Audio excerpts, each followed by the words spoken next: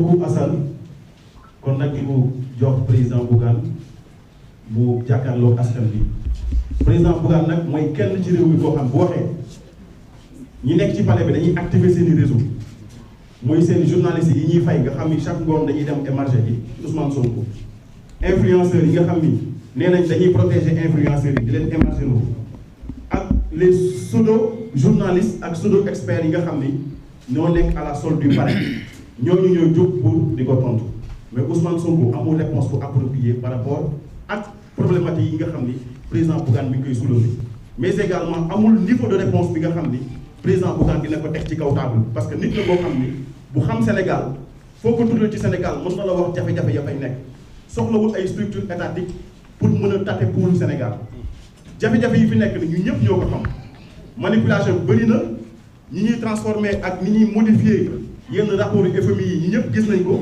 te am na ñoo xam ne dañ ciy sëgg seen bët te loolu warul Sénégal gi ñu toll dafa toll nekk Sénégal boo xam ni li Ousmane Sonko waxoon tey la am sens mooy pouvoir boo ko joxee exécutif da ngay jël assemblée nationale jox ko opposition mu nekk contre pouvoir pour que muy contrôler l'action de l'exécutif dama jàpp ni nag foofu la ñu toll.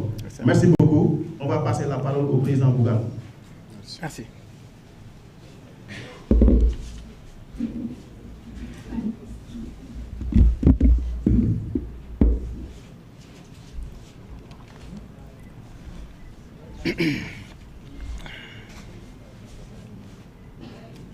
Merci à tous. Bonjour à tous. Je vais d'abord faire un speech en français et puis après on pourra développer en wolof. C'est pour permettre un tout petit peu aux différentes rédactions qui ont besoin d'éléments sonores en français. Merci d'avoir répondu. Merci d'avoir répondu à l'appel de Gëm Sa Bopp, les Jambar. Je m'incline devant les dépouilles de nos compatriotes décédés à Mbour et sur les routes ces derniers jours. Hier, à Kaolack et à Touba, de fortes pluies ont provoqué des inondations qui ont fait 2 morts à Touba, 30 maisons effondrées et des milliers de déplacés. J'exprime ma solidarité et invite tous les Sénégalais à se joindre aux autorités pour faire face à ce sinistre. Je me rendrai d'ailleurs dans les prochaines heures à Touba pour acheminer mon soutien à l'organisation Touba Ca Kanam qui assiste les sinistrés. Qu'Allah accueille nos disparus au paradis et exauce les vœux de tous les pèlerins ayant rejoint les foyers religieux à l'occasion du Gamou. Pour revenir sur les inondations qui frappent Touba, Kaolack et Kolda, le Sénégal et les Sénégalais, l'hivernage ne saurait être imputé à un parti politique, mais la gestion et la prévention des inondations et catastrophes naturelles incombent au gouvernement. À défaut de convoquer la cellule nationale de prévention et de lutte contre les inondations, le gouvernement, sous la coordination du ministre de l'Intérieur, est tenu d'évaluer l'opportunité de déclencher le plan d'organisation des secours communément appelé plan Orsec, en vertu du décret 99-172 du 4 mars 1999. Nous interpellons ici le gouvernement et son Premier ministre Ousmane Sonko sur la responsabilité de trouver une réponse appropriée à la situation de catastrophe naturelle à Touba et à Kaolack et dans toute autre région sinistrée du Sénégal pour fournir l'assistance adéquate aux milliers de sinistrés. Cette responsabilité gouvernementale est au-dessus des agitations stériles de Cheikh Tidiane Dièye qui devrait plutôt répondre aux accusations et alertes lancées par l'ancien DG Cheikh Dieng qui nous avait quand même prévenus. Il nous avait avertis sur les contrats et leurs implications pour la ville de Touba.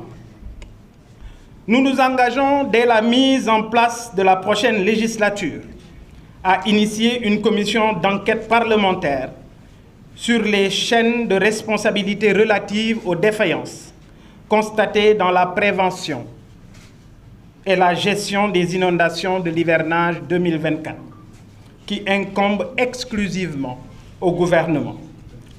Entre reniement et parjure, notre président de la République délégué se joue volontairement de tout un peuple pour contenter un homme incapable d'affronter la représentation nationale, incapable de tenir ses promesses, ses engagements en tant que candidat et toujours en porte-à-faux avec nos institutions.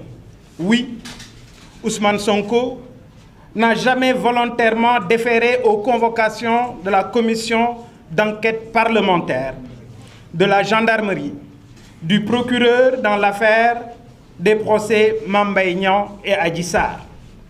Constatation d'autant plus grave et sérieuse que la vie constitutionnelle de notre pays a été vidée de toute sa quintessence.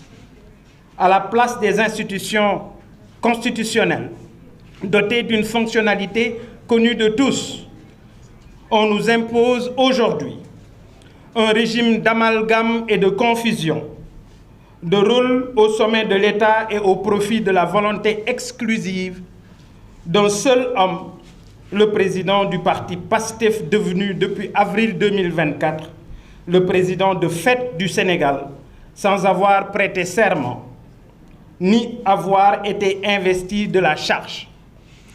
Faisons du palais de la République un simple bureau de poste et du président élu un simple militant de PASTEF.